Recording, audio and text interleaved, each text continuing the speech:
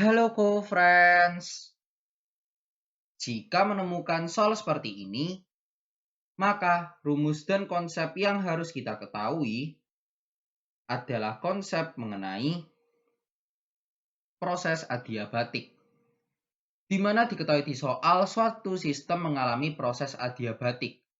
Nah, di sini perlu kita ketahui proses adiabatik adalah proses di mana tidak ada kalor yang masuk atau keluar dari sistem ke lingkungan. Sehingga bisa kita tuliskan proses adiabatik sendiri disimbolkan atau memiliki ciri yaitu nilai dari delta Q-nya bernilai sebesar 0 karena tidak ada kalor yang masuk atau keluar dari sistem ke lingkungan. Di mana perlu kita ketahui bahwa di sini delta Q ini merupakan perubahan kalor setelah sistem itu menyerap atau mengeluarkan kalor.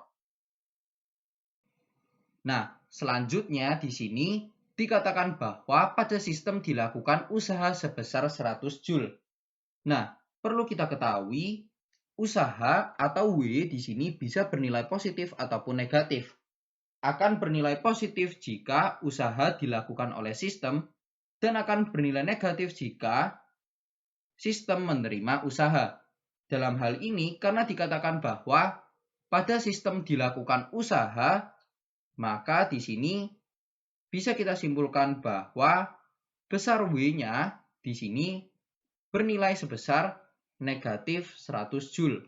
Mengapa di sini tandanya negatif? Karena dikatakan bahwa pada sistem dilakukan usaha.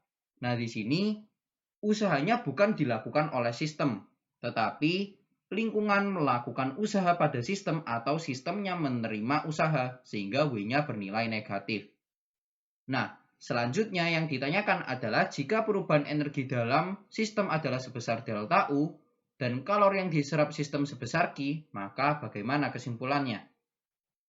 Untuk mengerjakan soal seperti ini, kita bisa menggunakan konsep dari hukum termodinamika yang pertama, yaitu perlu kita ketahui setiap proses kalor yang diberikan pada sistem sebesar Q dan sistem melakukan usaha sebesar W, maka akan terjadi perubahan energi dalam sebesar delta U, di mana dapat dirumuskan delta U bernilai sama dengan Q dikurangkan dengan W, di mana delta U adalah perubahan energi dalamnya, kemudian Q di sini adalah kalor yang masuk ke dalam sistem atau keluar dari sistem, dan W di sini adalah usaha luar yang dilakukan atau diterima oleh sistem. Jadi di sini Q bisa bernilai positif ataupun negatif. Akan bernilai positif jika kalor masuk ke dalam sistem dan akan bernilai negatif jika kalor keluar dari sistem.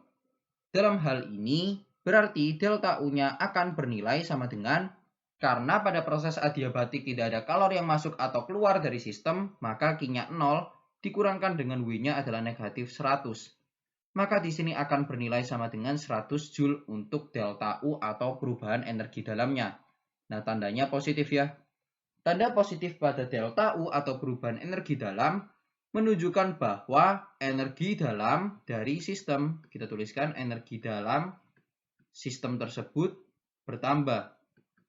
Nah, jadi tanda positif pada delta U menunjukkan bahwa energi dalam sistemnya bertambah. Sedangkan delta U juga bisa bernilai negatif, menandakan bahwa energi dalam sistemnya berkurang.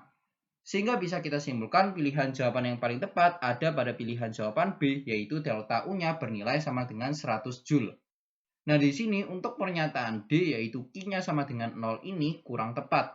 Mengapa kurang tepat? Karena mungkin saja sebenarnya pada sistem tersebut terdapat kalor. Tetapi yang pasti untuk proses adiabatik besar delta Q-nya yang 0, bukan Q-nya yang 0.